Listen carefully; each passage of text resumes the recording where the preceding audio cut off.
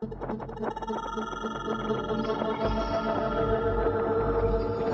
saw the city in the deep, deep distance that was dark green and all these lights flickering and clouds flowing over it. And this all started after tremendous geometric patterns that are incredibly rapid that you cannot describe to anybody. They're so fast. After those had slowed down, I saw this city in the deep distance. So I was sort of watching that, and then this ball of light goes right past me, right in front of me, like, what was that? It didn't scare me, except it was so close. After that, I started looking around. It's like you're in this place, and you're going, why am I in this place? And then I noticed that there was this woman off to my right with a real long nose. She had green skin. She was turning this dial, and I realized she was turning the volume of lights up and down on the city in the distance. And as soon as I looked at her, she noticed I was watching her. And she said, so what else do you want? I said, what else do you have?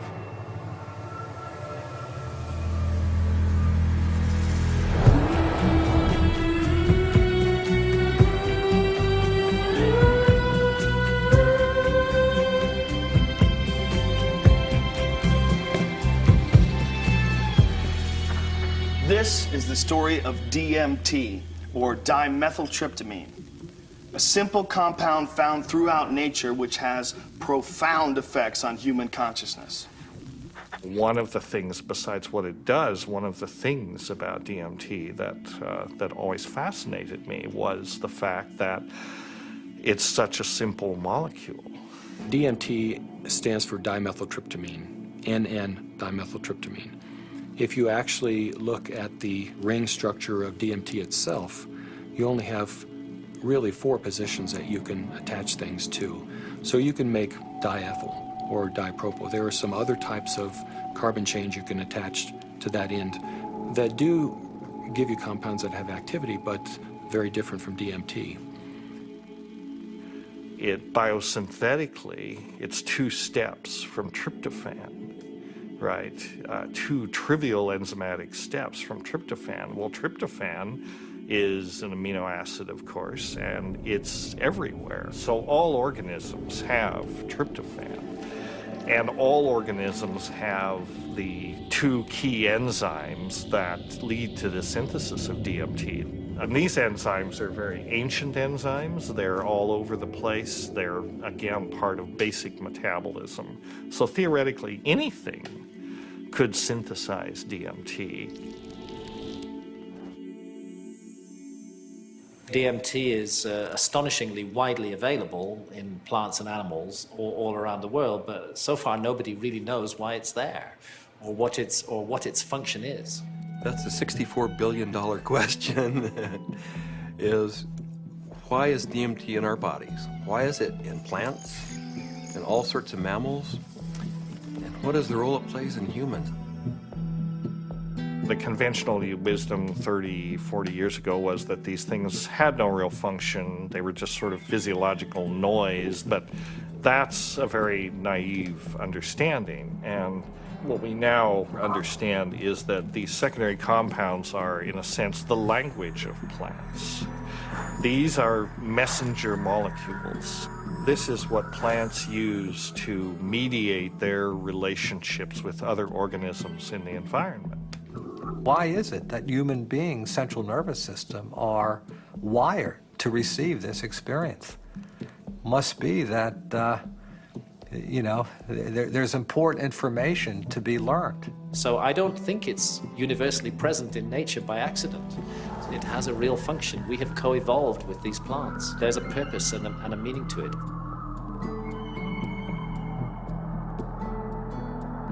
So it really fits in with the notion that DMT may be the common molecular language, resonant language, among all living beings on this planet and maybe others as well. I can't think of a more powerful tool to explore the whole question of what is consciousness.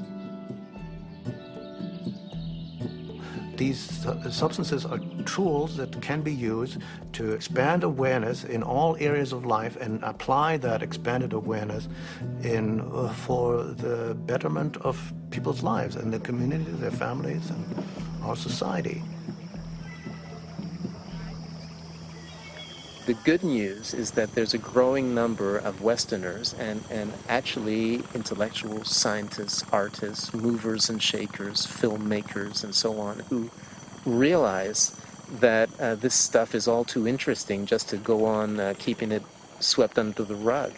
And meanwhile, the Inquisition was a long time ago, the birth of rationalism was a long time ago. At this point, there's no good reason, apart from bad habit, to keep up these barriers. With the help of two concepts that are traditionally opposed, science and spirituality, we humbly reintroduce psychedelics back into the cultural dialogue. DMT, the spirit molecule, it's a conundrum, it's a paradox. What the spirit is the inner world. The molecule is the external world. So the psychedelics or entheogens take us from the science to the spirit. I was drawn to the pineal gland, which is a very small organ in the center of the brain, which has always been an object of interest and even veneration for a lot of esoteric physiological disciplines. I thought, it wasn't totally crazy to presume a pineal site of origin of DMT. Which, fit in nicely with my theory that the pineal was somehow involved in naturally occurring mystical states. This hypothesis proposes that the pineal gland at certain times, when it's under a specific stress or stimulation, it releases a significant amount of this hormone, DMT, and it's that hormone that facilitates the entering and exiting of the soul in the body. This is what the Jewish sage mystics have been describing in a coded language for literally thousands of years. Through meditation, through fasting, chanting, any number of techniques, there might be a burst of endogenous DMT that was correlated with mystical and near-death experiences. And I had this theory that there is a big similarity between psychedelics and experiences that were possible with a lot of meditation. And that was one of the original findings that led me to start looking for a spirit molecule, for a compound in the brain that elicited mystical experience.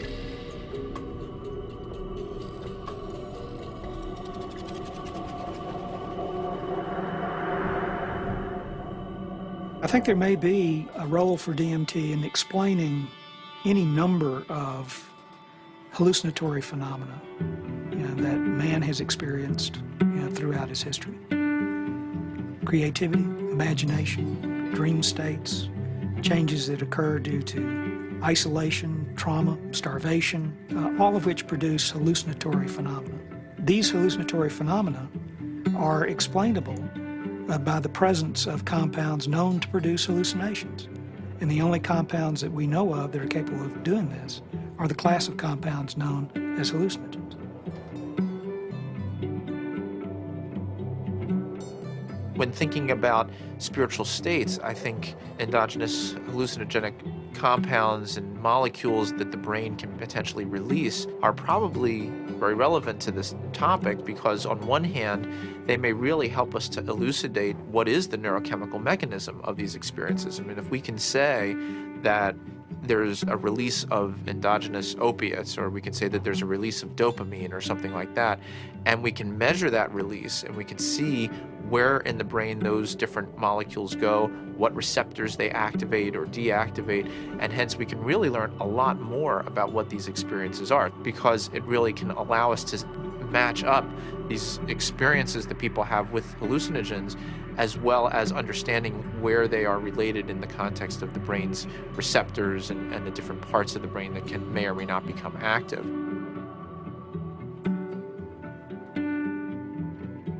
One of the other interesting things about the pharmacology of DMT is that it's actively transported into the brain. And so you have to wonder about the role of DMT in just everyday, normal, perceptual, activity. Too much DMT and things become very psychedelic, or, not enough, DMT in the brain can make things dull and flat and gray. There's something that, for me, makes sense about DMT. You called it the spirit molecule. It might almost be called, the reality molecule. Philosophically, it makes sense that something that would be so fundamental to the way we perceive reality would be imbued out there in reality.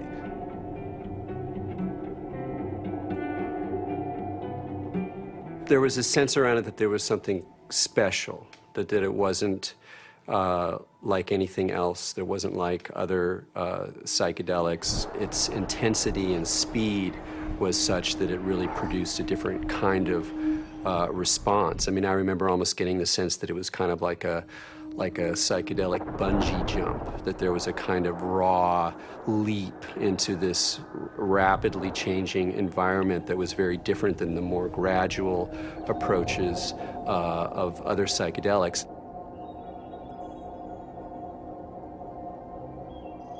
And smoke DMT is sort of like the drive-by shooting of psychedelics. You're in one place, bang, you're in another place, and then bang, you're back down. So it doesn't leave a whole lot of room for that narrative of who am I, what am I doing here, why am I in this space, what am I learning? It's almost like there was too much information to process in that few minute span to integrate once you drop back down. Dimethyltryptamine, when it is administered, has a very rapid onset and a very short duration of action. This is because it's very rapidly broken down by the body so that it can be cleared. DMT is rapidly degraded by an enzyme in the liver called monoamine oxidase, or MAO. That's the reason it's not active when you take it by mouth. Whereas psilocybin, when you take it by mouth, it's not broken down by monoamine oxidase very quickly at all. So it gets through the liver and passes on into the bloodstream and into the brain.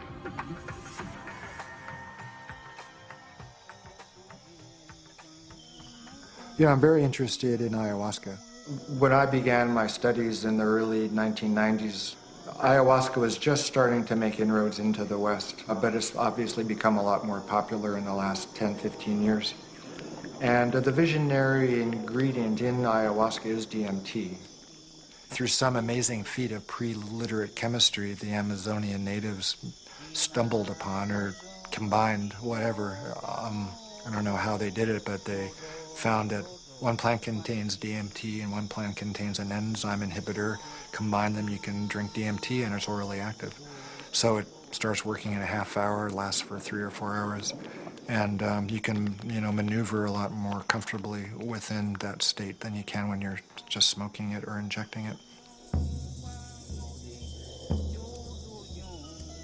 Orally active ayahuasca tends to pick you up and gently carry you into the space and hug you and embrace you and clean you and show you all sorts of mystical visions, and then it very gently brings you back down like you're floating on a feather back to the ground.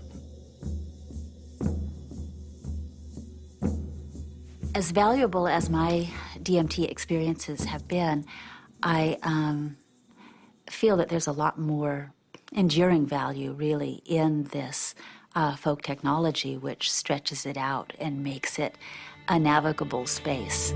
Our whole Western, European-derived tradition of distilling alcohols and isolating chemicals and making everything stronger and taking it out of nature and putting it into the biggest punch that we can, I don't think that generally that's the most useful way. I think there's a reason that cultures have learned to turn a 5-minute experience into a 5-hour experience. It seems to me that ayahuasca has had a plan and that it's reached out into the world and brought DMT into many, many thousands of lives in a much bigger canvas than it had reached for the last 10,000 or however many years. And it's done it very rapidly, and it's done it with form to go with it. And ayahuasca is much harder for the power structures that we have now. It's much harder for them to put down because it has been part of a legitimate religious and spiritual practice for thousands of years, certainly in the Amazon. And we can't just dismiss all that as primitive mumbo jumbo and superstition. We have to get to grips with that on its own terms. I think that there's a growing number of people who feel this desire to get back in touch with nature, with plants, with animals, and who know that through the shamanic path there's a way of doing this, and that actually these tools, these psychoactive tools for plants like ayahuasca is a very direct way of doing this. Now, it may not be everybody's cup of tea, and I think a lot of people are actually with reason afraid of it.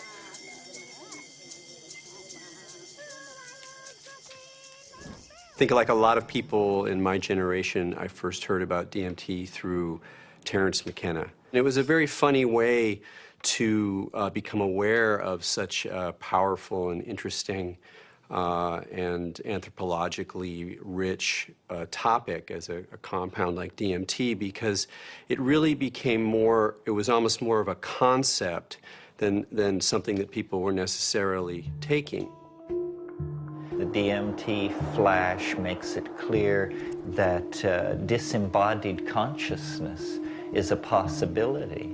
I think that the whole tension of history and the tension of life seems to be about the shedding of the body. Terence was he was a good promoter. Basically, he said it's the ultimate metaphysical reality pill.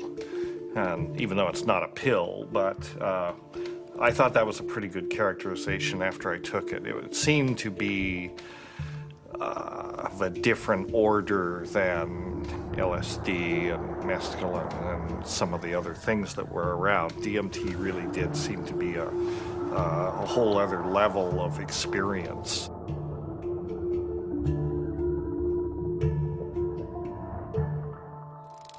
I ask that you suspend any opinions, either negative or positive, about these compounds. Whatever you believe their value to be, they continue to have profound effects wherever we find their use, whether it's contemporary Western culture or in the Amazon rainforest. It was in the 50s that the ayahuasca churches started going public. You know, that there was a kind of a transition from the indigenous Indians in South America to the mestizo people in the cities, and then these churches, you know, the Santo Daime Church and then the UDV Church a little later, started doing ceremonies that would made the ayahuasca accessible not just to Indians, but to urban people in the big cities in Brazil, who are as far from the shamans as we are. In the early 1990s, the UDV established a branch of their church in the United States. In the late 90s, the U.S. Customs Department, along with the DEA, intercepted a shipment of ayahuasca. The church protested the government action. They contended that it violated the Religious Freedom Restoration Act, and the case was heard in the U.S. Supreme Court. And in February 2006, their decision was announced, and it was a unanimous decision on the side of the UDV. Why is it that in the entire Western world, these substances that have been found to be so interesting by hundreds of cultures for thousands of years are prohibited? How did these cultures that consider themselves to be enlightened, democratic, and scientific get to declaring plants illegal? It can seem weird, but there's clearly something deep and revealing about the nature of these societies. Our society values alert, problem-solving consciousness, and it devalues all other states of consciousness. Any kind of consciousness that is not related to the production or consumption of material goods is stigmatized in our society today. Of course, we accept drunkenness. We allow people some brief respite from the material grind.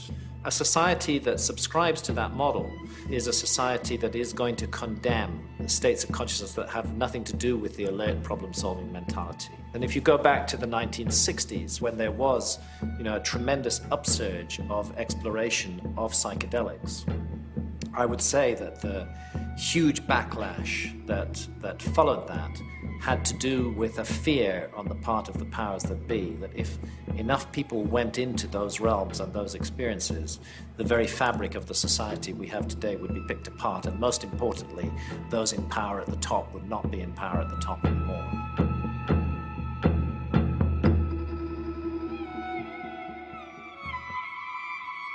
There was an optimism that was ungrounded, that Vietnam was happening, that all this real stuff was going on, and that the psychedelic movement wasn't really addressing that in a real way, and that Timothy and that bunch sold us a false bill of goods that didn't really work.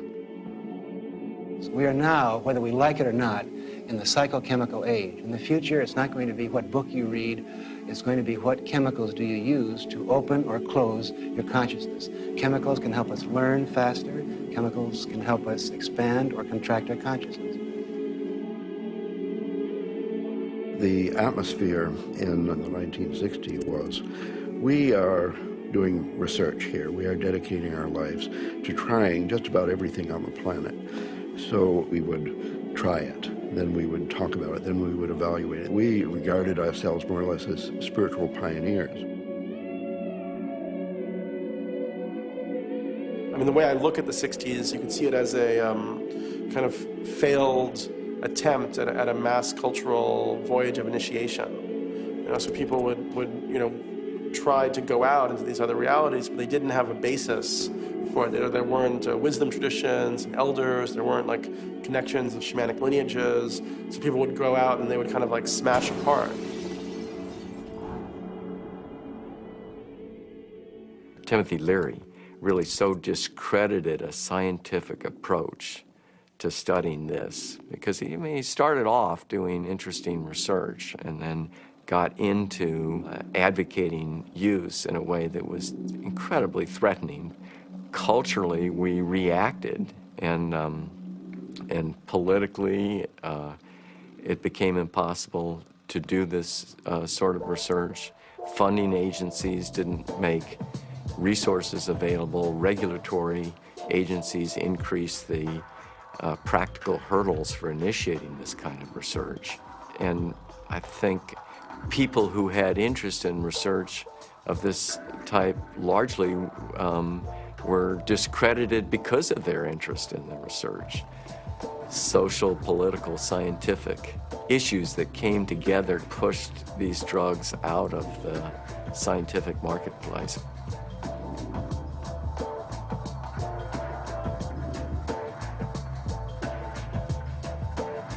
The public opinion in many cases had become that psychedelic research was dangerous. The lay public was uninformed about the true nature of these compounds and what their importance may be in the understanding of perception itself.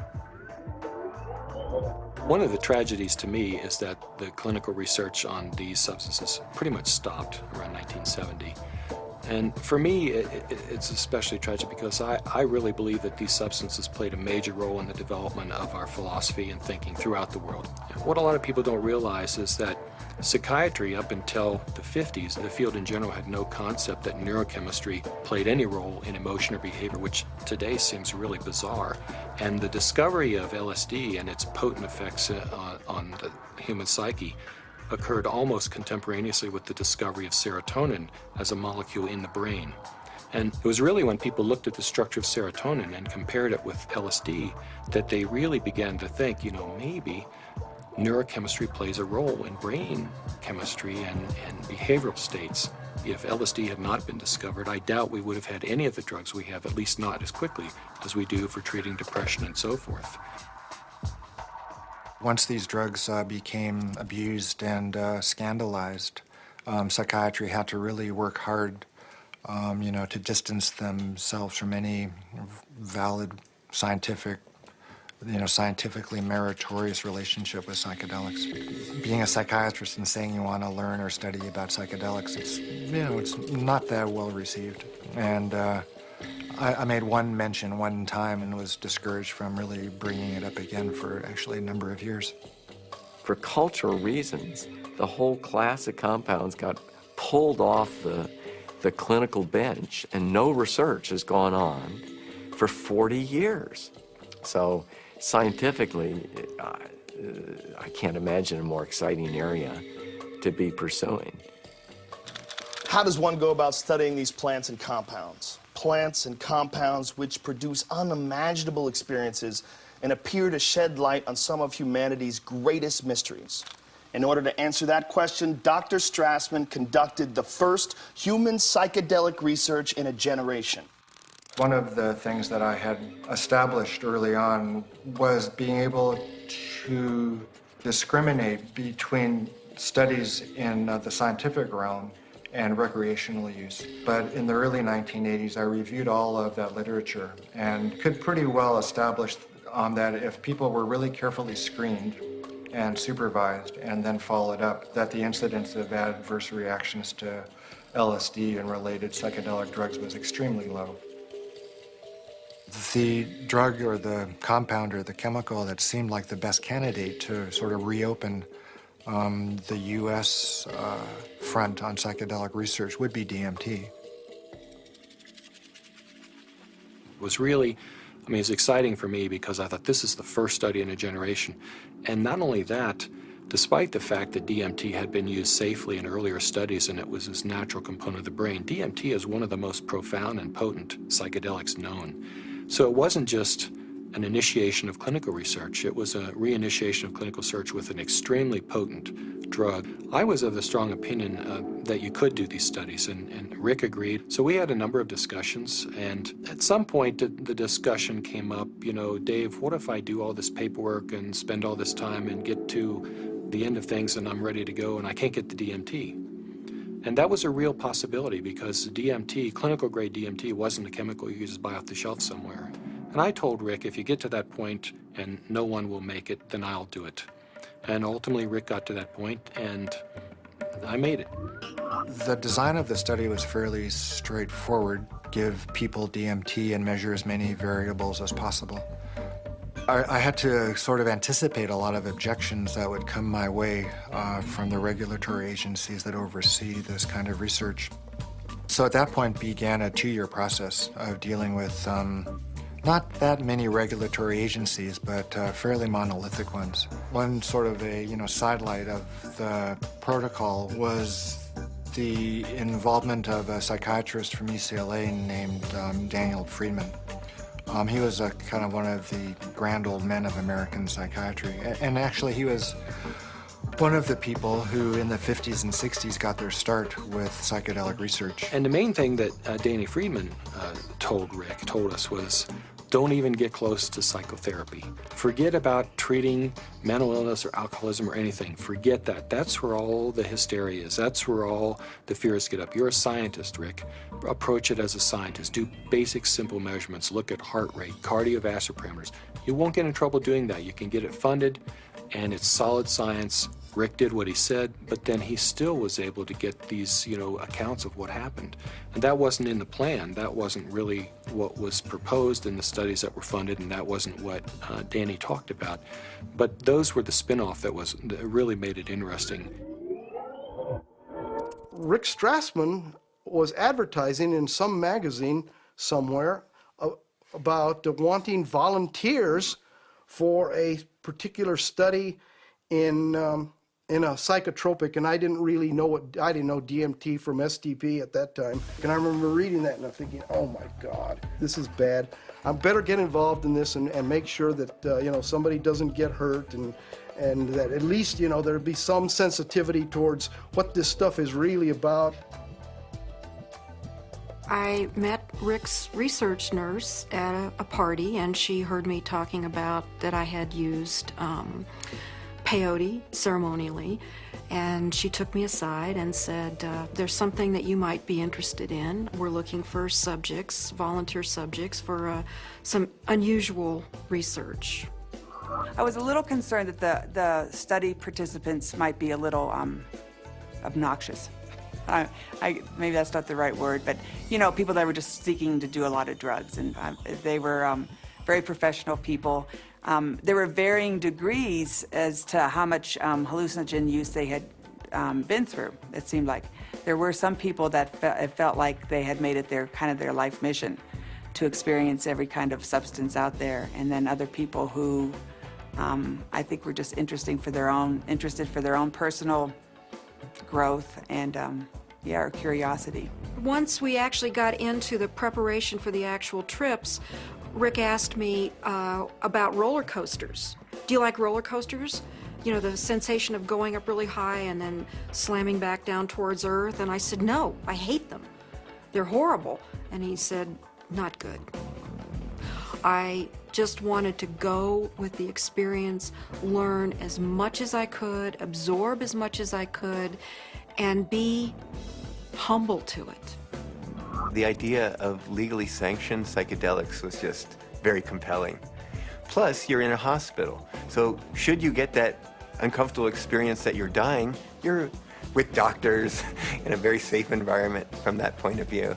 I mean, this was really very cutting edge, very out there, it was high risk, and people knew what they were getting into, and they wanted to have the extra reassurance, and I was glad, actually, to have a crash cart in their room and a team, you know, in the hospital to respond to any emergencies.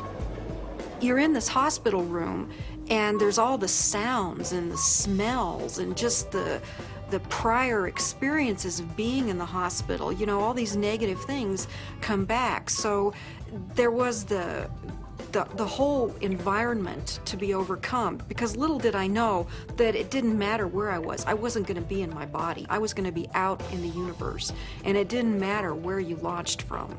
It could be a hospital room, it could be the jungle in the Amazon. It didn't matter where you were, because you weren't going to stay there.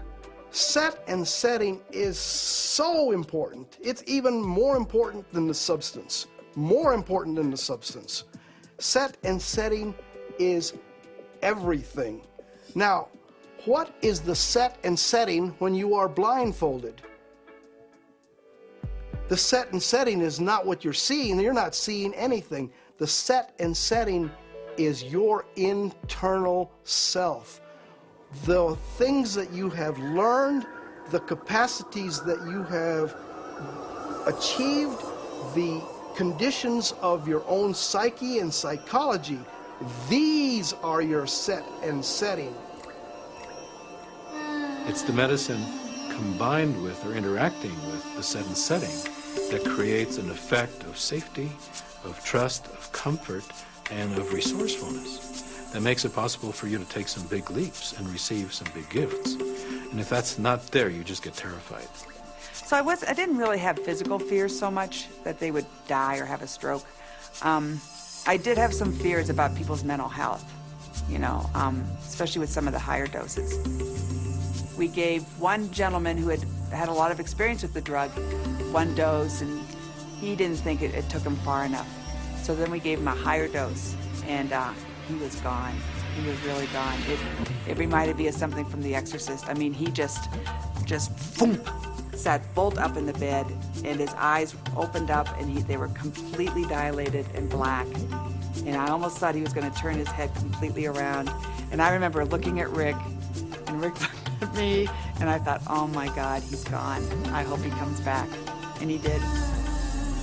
The countdown was like, you know, counting down for preparing for your death, like waiting to surrender.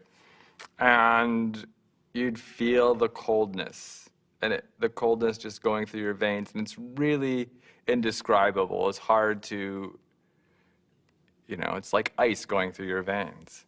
And the next thing that would happen, besides my racing heart, is this burning sensation would happen on the back of my neck.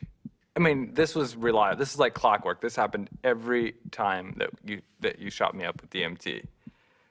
And then there'd be a hum, and the hum would get louder and louder, and to the point where it broke apart everything that I was or knew. It was just this It just got louder and louder until you just had to surrender to the sound. And then you were there.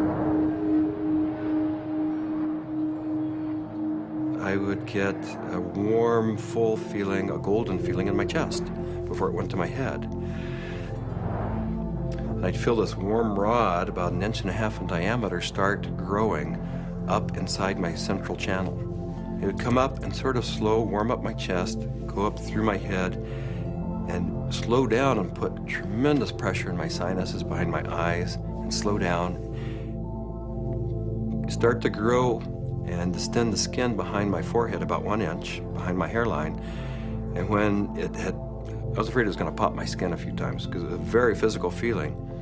About 1.5 inches, 2 inches above my skull, when it popped through there, then the psychedelic trip would start. I thought I died. I saw the white clouds, the Renaissance white fluffy clouds with the gods and the angels and all that stuff is what I saw. I thought I was dying and going out, but I did take a quick look at Cindy and a quick look at Rick because I had my eyes open, and they were both there watching, looking very calm. And I go, oh, that's really good news. My body looks fine.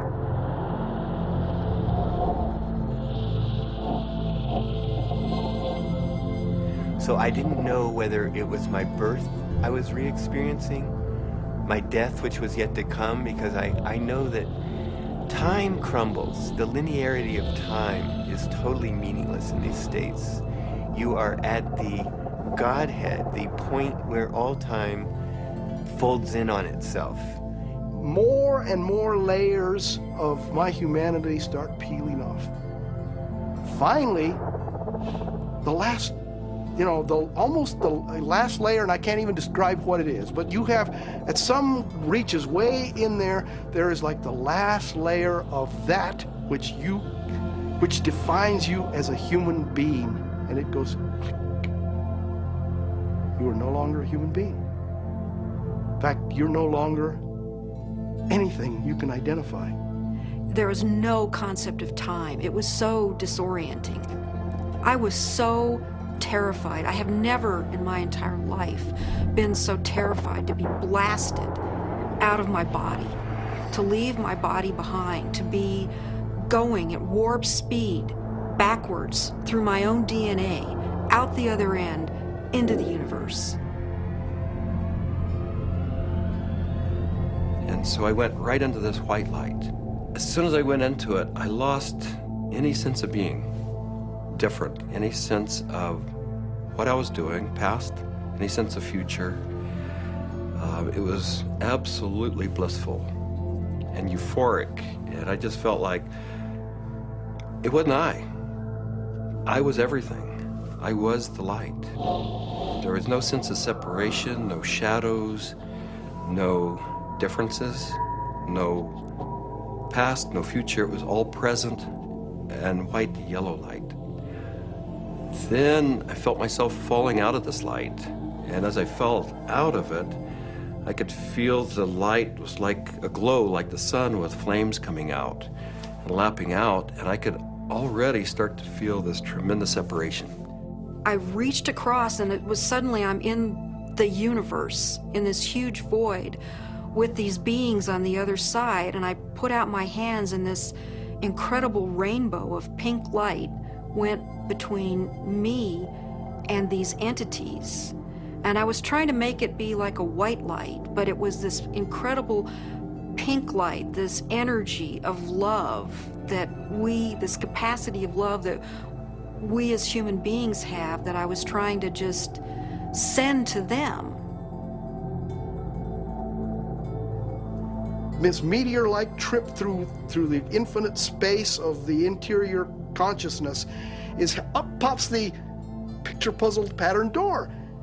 And I'm now whizzing through this sucker like if it was nothing. I'm flying through it. But now I know what the picture puzzle pattern door is. The picture puzzle pattern door is the farthest reaches of your humanity. This is the doorway into what defines you as a human being. When you go past that, you stop being human to a degree, and the further you get past this point, the further away you go from being a human being. But right here, this picture puzzle pattern door is everything. It's everything. It's what defines you as a human being. This picture puzzle pattern door is you. This is like the actual core of where all of reality is emanating from. This is where meaning comes from. Symbols were pouring out. They were intertwined. Every symbol and letter and in every language was pouring out of this point. And I looked around at my environment and I was trying to absorb everything, to understand, but there were all of these machines or structures or things that I had never seen before, that I had no idea what they were. I was like a caveman in a computer lab. I didn't have any idea, but I knew in my intellectual awareness that this was a very advanced civilization or life forms or whatever they were. They were so far advanced from what we know here on Earth. There's one state in it, I call it the hobby horses, and they're interlocking, reticulating, vibrating hobby horses. And I use that's what they seem like to me. They interlock and they form a visual pattern that seems infinite in scape. And then you're on the inside, outside, inside, every side. And so it's less possible to use, words sort of start to escape you. The texture of the space was very much like an animated Mexican tile. It seemed to be hyper vivid in color, in a Technicolor sense, but also very clay-like and earth, like with an earthen, pointing towards earth, but not really being of earth. And there was no I. There was just a sense of a witness being suspended in this incredible vaulted space, like a cathedral made out of stained glass of all imaginable colors, unbelievable brilliance and saturation of color. Just this amazing pattern in this dome, this gigantic dome. It felt like the size of a small planet. And there were these winged beings. I don't remember exactly what they looked, but were like angels, something like angels, that were majestically kind of flying through the space. But there was something about the quality of how they were flying that was unique. I'd never seen anything like it. It was like, I don't know, the sense of another realm that was there. My sense was at some point, there was this implicit sense, this is the divine realm. This is the divine realm. And it was not like a thought, but it was like this implicit kind of grokking recognition. It was all very, very impersonal until I got to the space where I realized that I was in the area where souls await rebirth. And I was there, and I had been there so many times before. I recognized it, and this incredible transcendent peace came over me. I have never in my life ever felt such peace. Everything was stripped away. Every hope, every fear, every attachment to the material world was completely stripped out of me. I was free to just be the essence of a soul.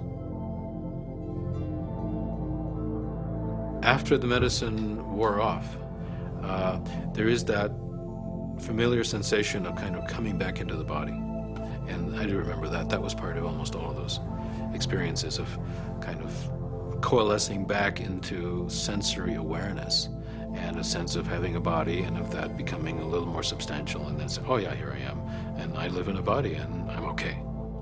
So Laura removes the eye shades, and I ask, not really with my eyes open quite yet, I ask, how long was I gone? Because I needed to know. And Rick chimes in like 15 minutes.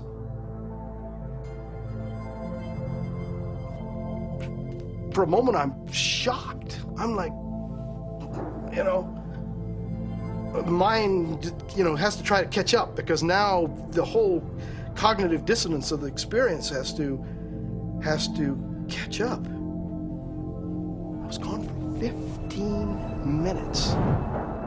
1,000 years of experience in 15 minutes.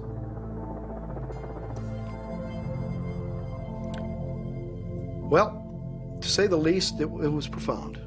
It was profound. I mean, it's amazing. I mean, it's amazing what a human being can experience in a hospital bed. I mean, they can experience almost the whole universe. You know, life, death, everything in between. This is not some recreational thing, and I don't believe anybody should enter this lightly. It is life transformative.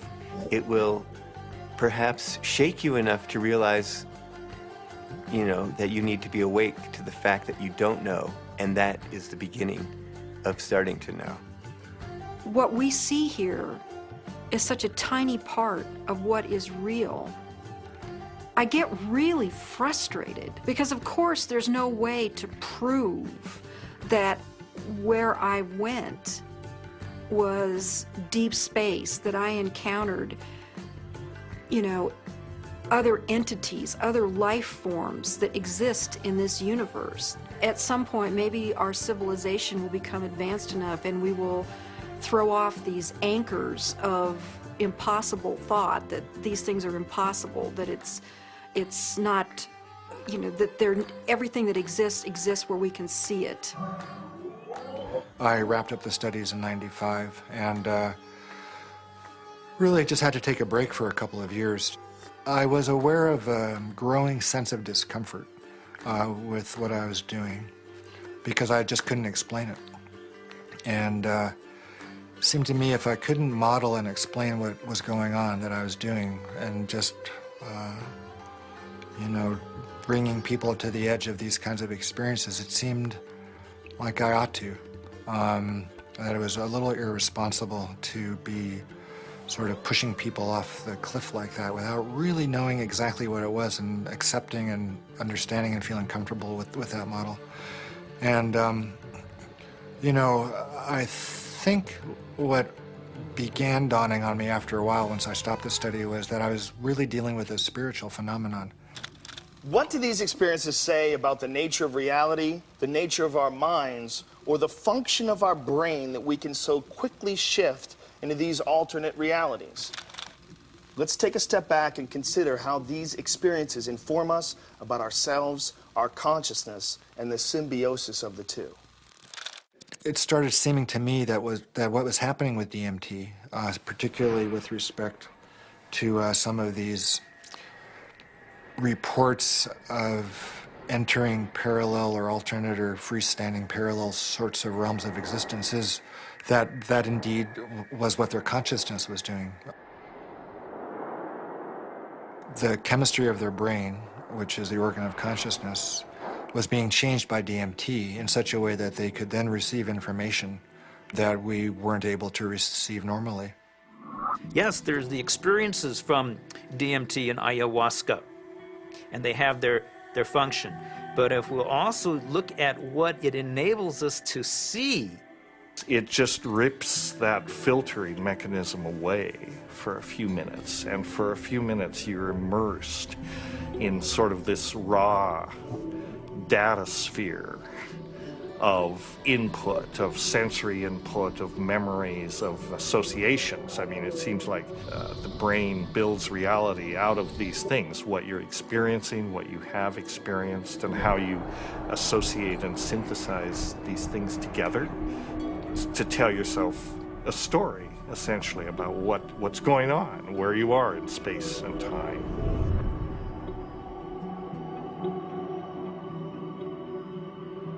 It's the brain that helps us to process all this information and to create for us a rendition of what our world is all about. But we're trapped within that brain. However, in spiritual experiences where people feel that they get beyond the self, In certain types of psychedelic experiences where you have incredible sensory and other types of phenomena, people really feel like they are able to kind of get outside of their brain.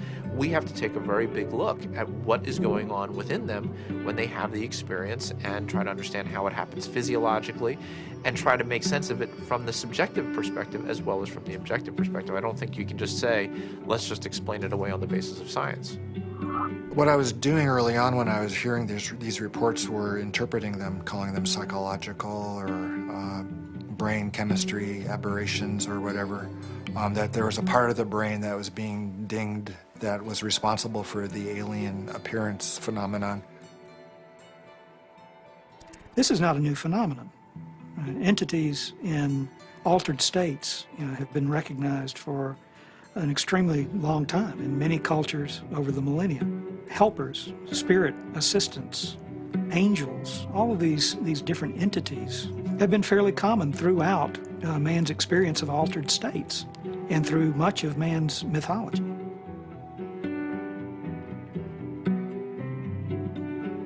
I don't think it's out of the realm of possibility that people are in some way interacting with some sort of an intelligence or sentient being or something that exists at some level that's not in this three-dimensional physical plane.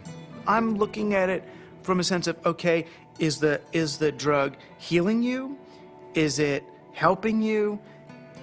Or is it giving you the tools? What are you bringing back? What you bring back, I think, has to be something more than there are these entities out there.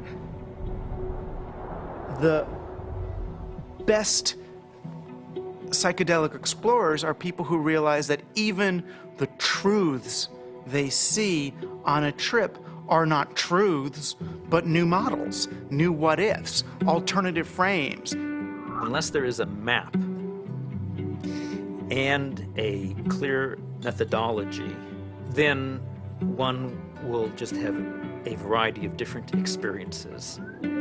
All these various experiences that have been reported from NDEs, near-death experiences, alien abductions, alien encounters, sexual ecstasy, I believe all of these experiences, in fact, are fractals. If we understand the concept of fractal geometry, no matter how small it is, it contains everything that is in the larger picture. And thus, that validates profoundly all these various experiences. Discount the phenomenon as hallucinatory or imaginary. I think it's maybe more useful to look at a mechanism of action. If it is real, then perhaps how does it work? Look, there's extraordinarily regular phenomena that come up with these things that are clearly linked in many ways to these larger human issues around mysticism or religious experience or encounters with other entities. And here we have it. And if you can't go in there and really go in there and account for this material inside your neuroscientific framework, you're leaving a huge gap. You got to account for this stuff the way you got to account for dreams, the way you got to account for all sorts of psychoactive responses. Using DMT as an explanatory model, as kind of the mediator between our consciousness and the consciousness of a non-corporeal sort of reality, it's handy. With DMT, there are no words. I would try to wrap mathematical vocabulary around the experience afterwards. I specialized in the metaphor of vibration and how vibrations in fluids created form in fluid, and that would be the key to the relationship between the spiritual realm and the ordinary realm. This was the window that was opened by DMT. Using psychedelic drugs or other types of pharmacological substances can help to induce a state where people feel that they touch a deeper sense of reality, where they understand reality on a more fundamental level, and they gain a great deal of insight and knowledge into the ways in which the world works and how they are, as a human being, supposed to relate to that world. DMT is somehow, it seems to me in my experience, more of a breakthrough than LSD, mushrooms, peyote, and so on. It's instructive. It's more supportive of future evolution and the creation of the future. And it is in itself more of a mystery. How could this little stuff produce something that has intelligence, that is actually a doorway to another reality? So what is the nature of reality, and what is the nature of how we as human beings experience it? Can we understand it better? Are we capable of understanding reality on some very fundamental levels? And what do we need to do in order to prepare for that? You know, there are parallel universes, it seems, at least that's a theory in modern physics. There is dark matter, which is a huge amount of the matter of the universe, maybe 95% or more. As radical an idea, it's just a logical extension in some ways of, instead of using a machine to see more than we normally can see, we're using the brain.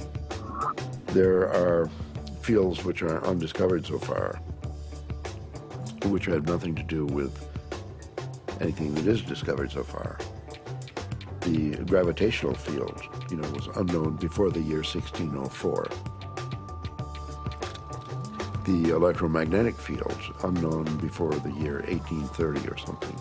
All of these, what we call the fundamental fields of mathematical physics, are new discoveries. Dark energy is also even newer discovery, and beyond that are maybe more discoveries yet coming beyond our cosmos itself, in higher dimensions, as they say.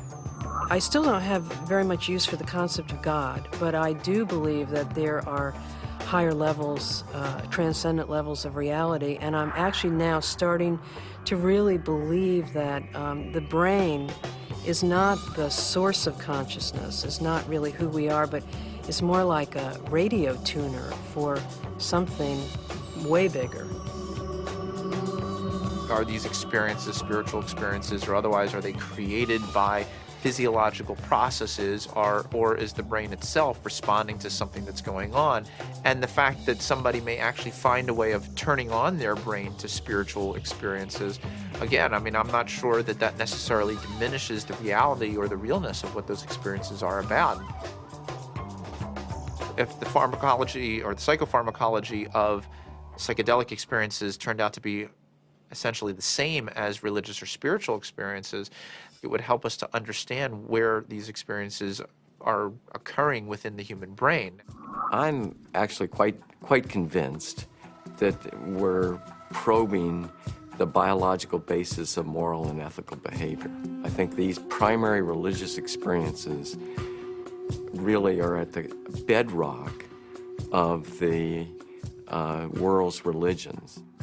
The research and knowledge and speculation about the pineal body and DMT is in fact the hand of God that is interacting with our natural evolution to stimulate and accelerate the process of redemption of individual and of collective global enlightenment. Because of my ayahuasca experiences, I consider myself a spiritual person. I know things now that I could never have known otherwise. This experience is so familiar for a lot of different people, and is so easily acquired, and so much information comes with so little effort that it is a kind of a miracle. It's a miraculous way for us to transcend ordinary reality and obtain maybe an intimation of what's necessary for survival. Ranging from new forms of medical treatment to a better understanding of the universe to life-changing spiritual revelations, these natural tools offer us the ability to seek greater knowledge. Tools that could positively affect life on our planet. Let's answer Dr. Strassman's question. If so, so what? Because of the collapse of consciousness, spiritual and scientific knowledge split apart. Both these modes of knowing have to come together. In other words, science and technology, from a traditional religious perspective, is not an extra. It is part of the process by which humanity is going to evolve into its next stage. How do we find like the right form for psychedelics in the future? I mean, assuming that psychedelics are part of the human future, right? For that, at the moment, they're still, generally repressed and suppressed and legal.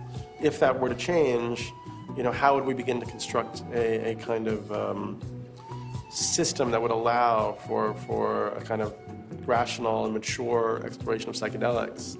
I think that the name of the game is to show science the pertinence of this somewhat outlandish realm. And it's not just crazy stuff. It shouldn't be considered as, let's say, not even worthy of interest or illegitimate. I actually think because it's declared off bounds, it just makes it interesting to start with. But one doesn't want to throw out the baby with the bathwater, and I think it's really important to stay faithful to science. What does it mean? Why is there a part of the brain that seems to be, for lack of a better word, a God detector? What's the evolutionary advantage to having some part of the brain that seems to, trigger and mediate experiences of the transcendent? The Kabbalah is revealing to us that the pineal body is actually the very edge of the higher dimension that is penetrating into our lower dimension, and it is located precisely in the middle of the brain. I can remember reading about Descartes, thinking that it was actually the interface between the spiritual dimension and the dimension of matter. And I remember studying that as a foolish idea from our history. And now it seems actually like a very interesting idea. What we are looking for out there is really in here. It is the doorway. It is the gate. So we focus on the transformative effect of the psychedelics. But it's also true that the reverse is true, that it requires transformation in order to embrace psychedelics. It's one of the tricky paradoxes of postmodernism that psychedelics both require and produce a transformative effect. We have severed our connection to spirit. That's what our society has done. It has sought to persuade us that the material realm is the only realm, and the only way we're going to recover is to reconnect with spirit. And I truly believe we need the help of the plants in order to do that. A part of our work is to respect these medicines and then to change the culture enough that people doing them can be respected and held. And not everybody needs to do them. Not everybody should or wants to. But that it isn't pushed to the side. And so part of that does involve then research, because that's how in our reductionist society we validate things. With the passing of the years and the opportunity for sober reflection, I think there's a growing appreciation that there may be something to gain from studying these compounds, that there's a lot we can learn, and there may very well be treatment models, particularly for patient populations for whom conventional treatments are ineffective, for whom the psychedelic model, when utilized optimally, may provide great benefit. I think the most important thing that we could do right now that would be fairly straightforward to do is to ask and answer the question of whether ayahuasca could help people who have drug and alcohol abuse. And given that we know that DMT and similar alkaloids have a very strong effect on the same receptor sites that are involved in depression, and the notion that most people, in my experience, who use drugs and alcohol are self-medicating a deep depression or an anxiety. I've had permission now over the last few years to utilize psilocybin, which is the active alkaloid in hallucinogenic mushrooms, in the treatment of patients with advanced stage cancer who have anxiety. We're treating the anxiety, not the cancer. Now, psilocybin is 4-phosphoryloxy-NN-dimethyltryptamine. So obviously, from a chemical structure point of view, very similar to DMT. Ultimately, what I want to do is see these things used in the way that they were used traditionally, to heal people, help people. And right now, helping people come to terms with dying. It changes your whole relationship to your death, your impending death. Believe it or not, you're gonna die. And now, with this tool of having crossed over already, some of the fear around that will disappear. Now I'm beginning to wonder whether consciousness may actually survive biological death, that maybe the model that we've been working under in psychiatry and the behavioral pharmacology model is just wrong. It's backwards, actually. That consciousness is primary in the universe and matter is a result of. Utilizing substances like DMT or 5-methoxy-DMT may really help us prepare by practicing a transient dying experience. Thus far, we're observing very positive effects in regards to the nature of experience during the session and then subsequent effects on mood regulation and anxiety control, pain perception, and overall quality of life for cancer patients. By and large, our subjects do quite well in the time they have remaining. For those people who do come to terms with it, part of it is a recognition that these psychedelics open up a space that they weren't aware existed and sort of give them a vision of what could be past death, as well as a better perspective on the accomplishments they've made in life, a better feeling about what they've done in their own lives. But I think all people who have psychedelic trips and meditations and so on are poking more or less into the same higher realm and receiving some information from there. If we can develop this could be absorbed into ordinary science that we could approach with the scientific method and so on, then our intelligence, our capability of survival on planet Earth would be increased. I mean, we're a dying species. We live on a dying planet. We're killing the planet. So our disease is extremely serious. And therefore, we're desperate to find new information, ideas, and so on that can transcend. We have to evolve. And I think our intellectual evolution may be predicated upon the psychedelic pioneers. It's so easy to change the world. I mean, and that's the kind of thing that you can see on psychedelics. If you don't get trapped in the beauty and awe of the psychedelic experience itself. You know, it's like looking through the chandelier of reality from a different vantage point. You know, you can now project through those crystals in another way, and it's beautiful. But, okay, now come back, now come back. I think if I ever were to resume giving people psychedelics, particularly DMT, it wouldn't be just to kind of tinker with brain chemistry and just see what's happening. I think one of the things I also learned in the research is that you just don't want to give drugs and see what happens. That's a little, I don't know if callous is the word, but that's the first word that comes to mind. I think if you're really going to open people up like that, you need to do it for a purpose, not just for scientific curiosity. And I'd like to be helpful rather than just sort of smart or clever. To my mind, is this kind of two-edged sword of simultaneously opening up to the numinous world, to the world of messages, the world of spirits, the world of entities, and at the same time rigorously taking that material into the acid bath of neurology, into sociology, into the ongoing construction of reality. And that the wisdom that these things bring is this kind of very tricky mixture of authentic religious experience with gods and messages and clear signs, and a sort of remarkable mirror of the mind. The curiosity, perhaps the uniqueness of the human creature, is that we live in both realms. We have the ability for spiritual experience, and we have the ability for physical experience.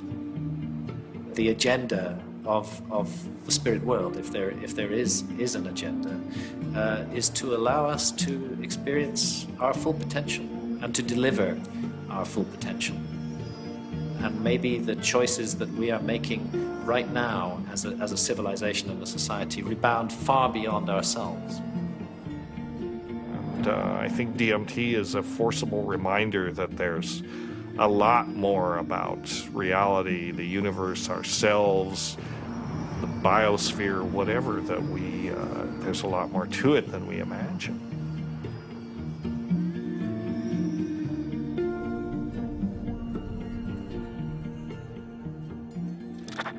It seems our reality is not the only reality. Occasionally, the cracks reveal themselves and may even want to be discovered. As humans, we are creatures that thirst for knowledge. We spend time, money, and infinite energy searching for it, in schools, in churches, in business, and in technology. Knowledge is power, and thus our greatest quest. Dimethyltryptamine, a molecule with a complex name and the simplest ability to unlock the door to another dimension, and perhaps, just perhaps, our future evolution.